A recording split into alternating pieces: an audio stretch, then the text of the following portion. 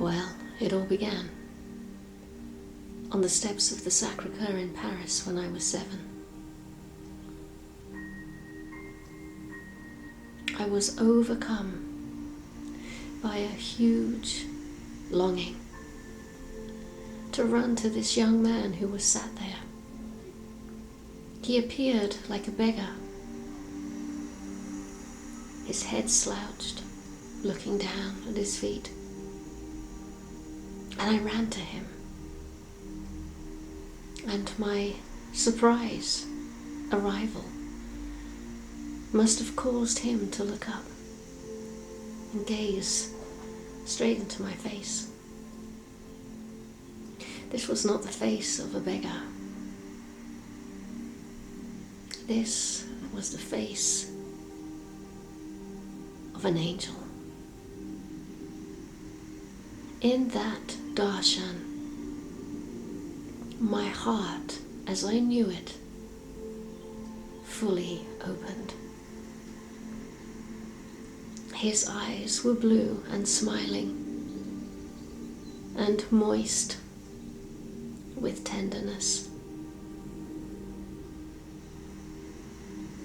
His face was radiant and kind.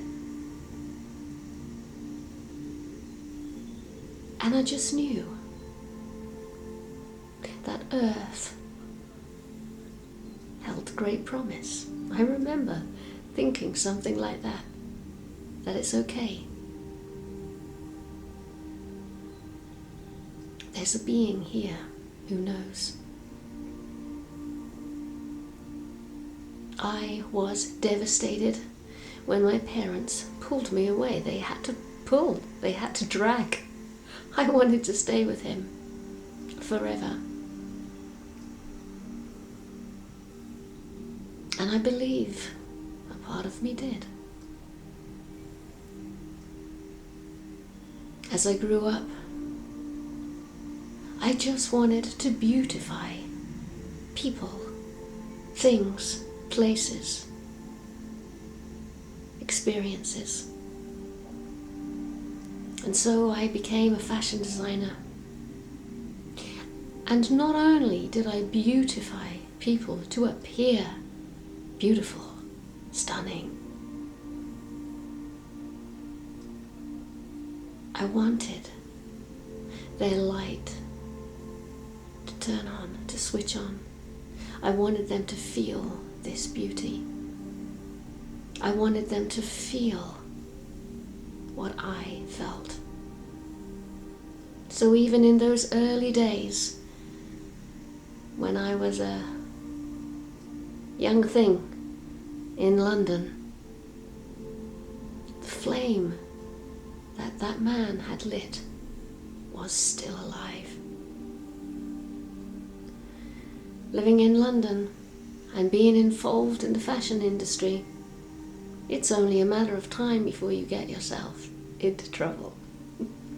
And so at 28, right on time, the first dark night of the soul rolled in. And everybody at that time was taking Prozac for their depression. And I didn't want to do that.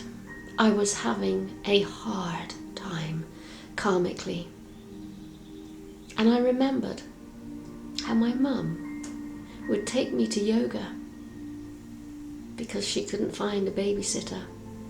And I used to love the energy of the relaxation at the end. So I thought, before I go to Prozac, I'm going to try yoga first. My third class was Kundalini yoga, and within minutes of a very intense arm exercise,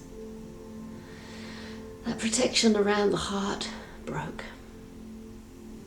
And I was back there with the man on the steps of Sacré-Cœur, and I was wanting that again, and I was longing for that again, and I was forgiving myself for how far I had seemingly come from that deeply innocent moment. And so Kundalini yoga came into my life in a huge way. And within months, I was on a program to become a teacher. I simply couldn't, nor did I want to, keep this for myself. The whole world needed to know of its redemptive power. And so I became quite successful. And then I took the leap of faith, left my fashion business, became a full-time yoga teacher, wrote a book about it, was enjoying the life. And then I felt that the world of Kundalini yoga was a bit limiting for where I desperately needed to go to next. I was 39 and having problems with my reproductive system. I knew that I had leapfrogged over my sexuality and jumped straight into my heart, and all was well.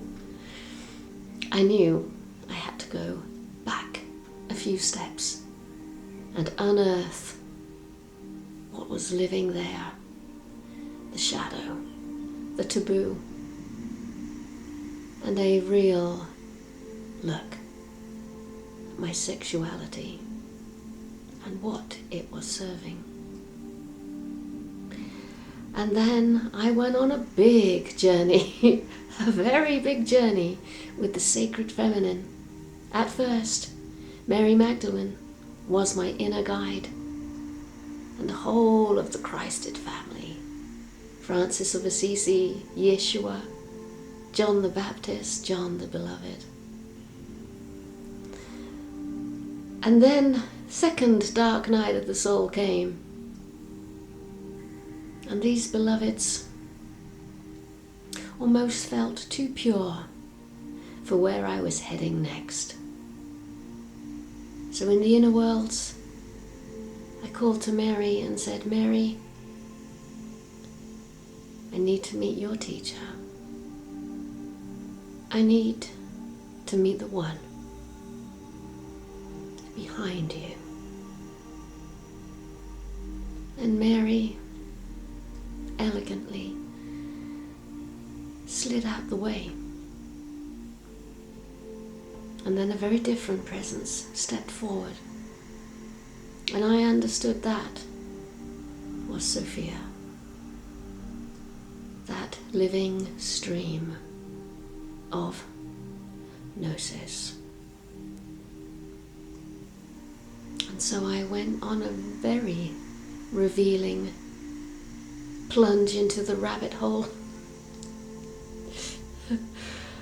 Oh yes, beloved friends, I have seen a few things, I have experienced a few things. And that is the quality of gnosis.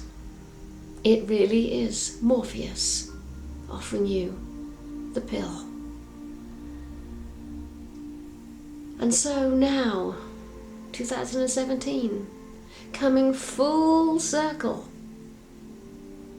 what is in my heart is to bring all that I have experienced with my sacred feminine sojourn journey, and bring all of that into the Kundalini yoga gatherings again.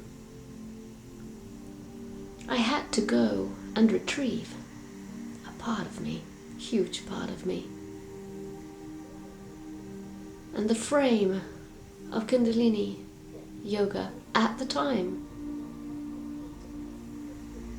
was too limiting.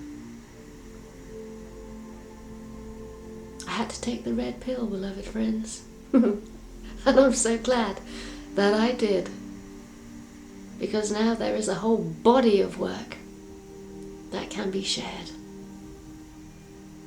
So who am I? A devotee of truth, an advocate of beauty, and a very playful, joyful being. I was rereading the May love letter this morning, and I laughed at the part that said, "Hey, come and stay with us in southern France."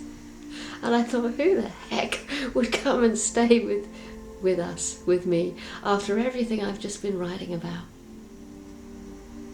What do I mean by that, beloved friends? Well, if I knew of me, it would be a love-fear relationship. I would be hungering for this quality of being, as I did hunger for this quality of being.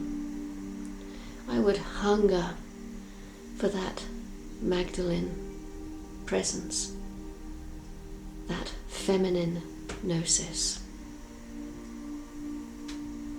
and the ability to live that day to day. But I would also be a bit fearful of what that would mean to meet that kind of being, because I know I would go on a journey like I did.